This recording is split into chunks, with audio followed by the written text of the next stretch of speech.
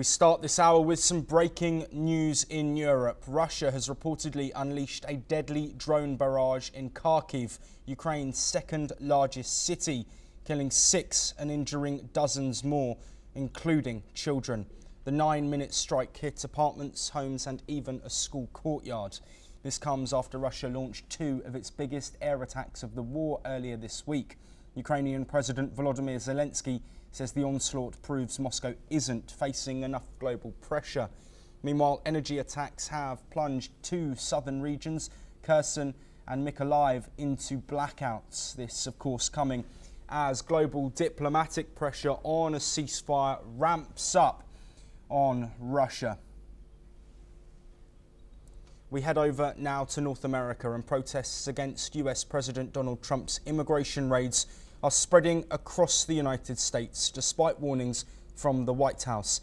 In Los Angeles, demonstrators hit the streets for a 6th straight day as military troops stand by. Authorities in Spokane, Washington, have declared a curfew from 9:30 p.m. to 5 a.m. following protests against President Trump's immigration crackdown. Mayor Lisa Brown announced the measure to maintain order. Trump says he won't allow mob rule in America. His press secretary blamed California leaders for fanning the flames. Let's have a look at what the US press secretary has had to say.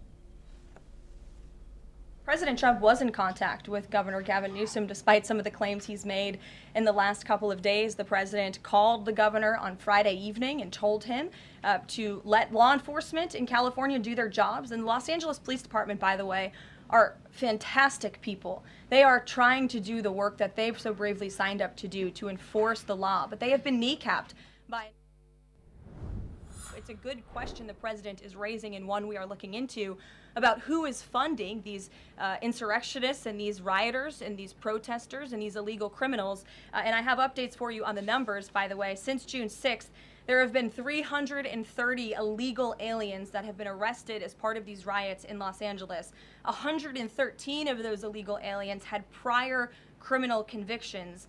And overall, and this includes arrests of American citizens, there's been 157 people arrested for assault and obstruction-related charges, including the attempted murder of a police officer with a...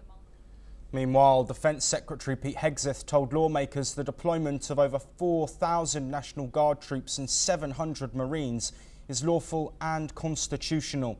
While in Mexico City, Mexican President Claudia Sheinbaum confirmed that 61 Mexican nationals have been detained. She slammed the US raids but denied encouraging protests or violence. Back in Los Angeles, Mayor Karen Bass says the unrest was provoked by the White House. She's demanding a direct conversation with President Trump.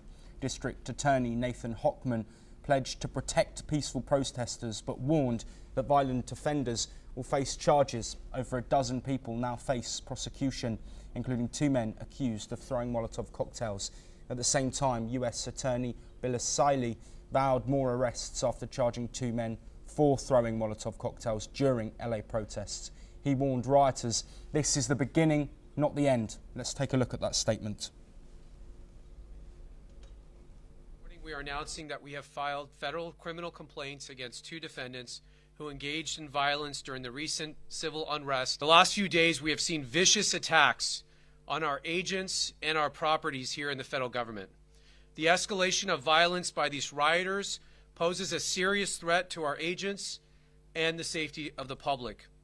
Throwing rocks, explosives, assaulting agents, and committing other acts of violence are extremely dangerous and will not be...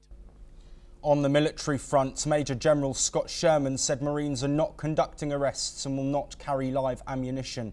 He confirmed the troops are in training and will soon deploy to assist with civil disturbances. Here is what he said. So, with our orders directed by the President, the Secretary of Defense has mobilized. Right now it's 4,700 personnel, so 4,000 from the California National Guard, 700 Marines. And our mission is to protect federal agencies, our federal partners. Well, moving on now to the Middle East, and tensions are running high between the US and Iran as